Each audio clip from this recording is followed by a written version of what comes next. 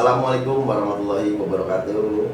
Kembali lagi bersama saya Dedi Setiawan di Jurnal Berita Indonesia. Saat ini saya akan mengangkat terkait tema seni dan budaya. Saat ini saya sudah ditemani dengan orang yang sudah tidak asing lagi di layar televisi Anda, yaitu Bung Kiting Cakrawala. Selamat malam Bung Kiting. Malam-malam. Aduh. Gimana kabar Bung Kiting? Alhamdulillah sehat semua bang. Ya, gimana keluarga keadaan? Sehat juga. Alhamdulillah. Amin. 3 tahun ke belakang sudah kacau Iya, pandemi ini ya, ya. karena COVID ya. Semuanya Bang Kiting. Oh ya, di Bang Kiting. Nah, Bang Kiting bisa tenar seperti ini, gitu ya. Gimana sih caranya Bang? Mungkin kan banyak seniman juga pengen tenar seperti Bang Kiting. Coba bisa dijelasin sedikit mungkin ilmunya gitu Bang Kiting. Menurut Kiting sih selama ini tidak mencari ketenaran dan Kiting juga belum tenar oleh itu. Yang penting Kiting berkarya aja, ya biar bisa lebih bermanfaat aja, mengisi ruang-ruang yang kosong seperti itu. Nah, terus kunciannya nih Bang, ya kan bisa bikin lagu, bikin cerita, puisi itu dari mana sih Bang dasarnya Bang?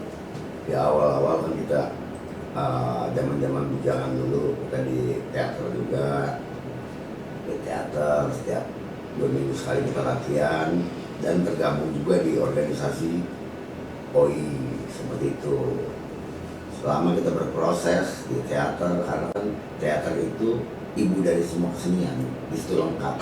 Ada musik, ada tarian, ada lukis, semua lengkap seperti itu.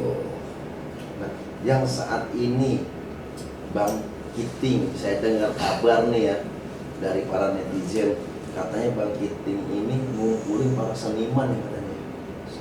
Dengar-dengar nih Bang. Jadi bukan ngumpulin sih, emang kalau istilah bicara pertemanan sama kawan-kawan dari zaman bujangan kita selalu kumpul terus, karena salah satunya pertemuan itu kan adalah kabar. Itu kayak ini ya kan, anak bisa jadi itu kabar apa gitu. Betul. Oh, silaturahmi itu. Oh gitu ya. Ya, di sini Bang Kiting, saya mau tanya lagi nih.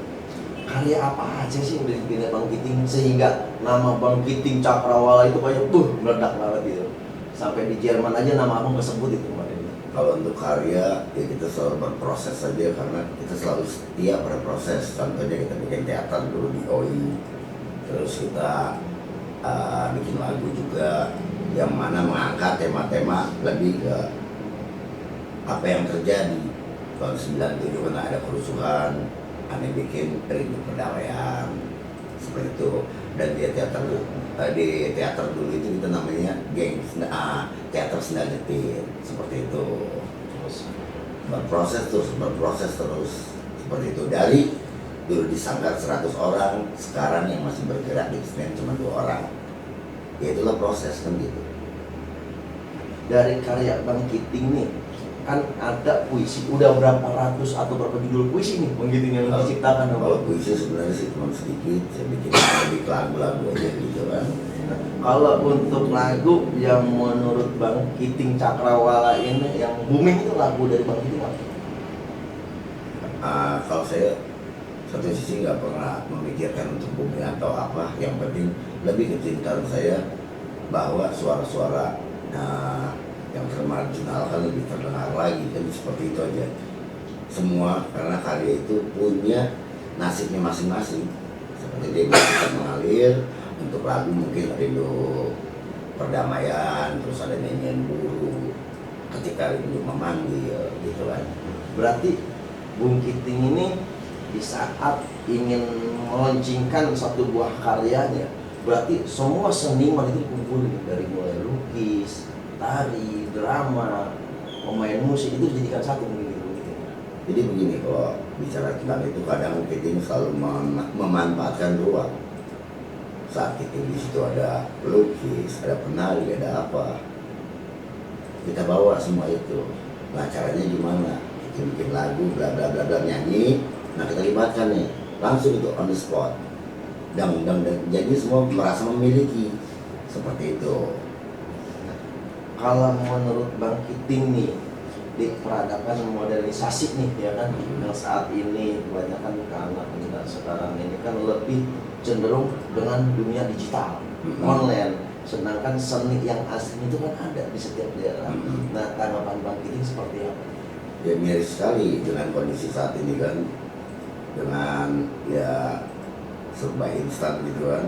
Ya cuman pesan saya, harapan saya bahwa tunjukkan pada dunia bahwa sebenarnya kita mampu dengan apa kebudayaan kita yang sudah ada, dan tetap menjaga nilai-nilai kebudayaan itu sendiri.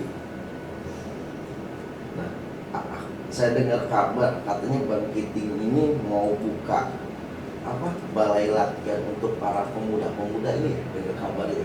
Kalau untuk balai latihan sih sebenarnya dari zaman dulu ya, dari zaman Mas Bujan, sama kawan-kawan semua dari Sudal Jepit kita selalu ada. Kayak saat ini kan kita kumpul di Taman Ismail Marzuki seperti itu. Kita berproses bareng gitu, nggak ada guru, nggak ada apa, karena kalau saya pribadi menganggap Anda ini guru saya, gitu, seperti itu. Semua orang itu guru, alam raya sekolah gitu. Nah ini Bang Kiting, ada nggak nih Bang Kiting, ini kan sekarang ini kan di dunia media sosial, di berita ini kan maraknya gangster, kenakalan remaja nih. Nah ada nggak tuh karya lagu Bang Kiting yang dari terkait masalah itu Bang Kiting? Ada semua lagu ada, alhamdulillah ya, melalui pengandapan yang cukup panjang juga kan. Bicara tentang tadi gangster itu bukan baru ini saja, di tahun sebelumnya sudah banyak ada gitu. Ya kan kalau di tahun sebelumnya dengan tahun sekarang kan, kalau di tahun dulu tuh gangster mayoritas kalau udah pernah dewasa nih Bang ya. Kalau untuk sekarang kan tingkat anak SD itu udah jadi gangster sekarang Bang. Nah pesan-pesannya nih dari Abang buat para remaja nih.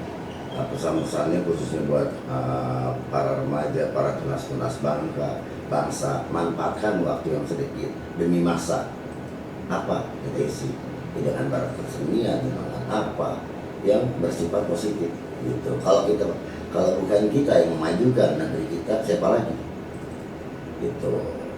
Berarti untuk seni itu tersendiri Bang Kiting ya, tidak berpengaruh dengan alat musik berarti Bang ya. Salah satunya tidak perlu bernyanyi dengan gitar gitu. Jadi anak muda itu lebih bisa berkarya pada intinya gitu. Lebih ke proses kreatif ya. Kita ada bahasanya tepuk tangan itu boleh gitu. Yang penting kemauan kita, niat kita, itu aja sih. Dan terutama mental orang tersebut. Mental orang tersebut itu. Nah, harapan Bang Kiting nih, saya mau tanya nih, harapan Bang Kiting ke depannya dari generasi muda, mungkin yang sudah pada jadi seniman gitu. Seperti apa sih Bang Kiting?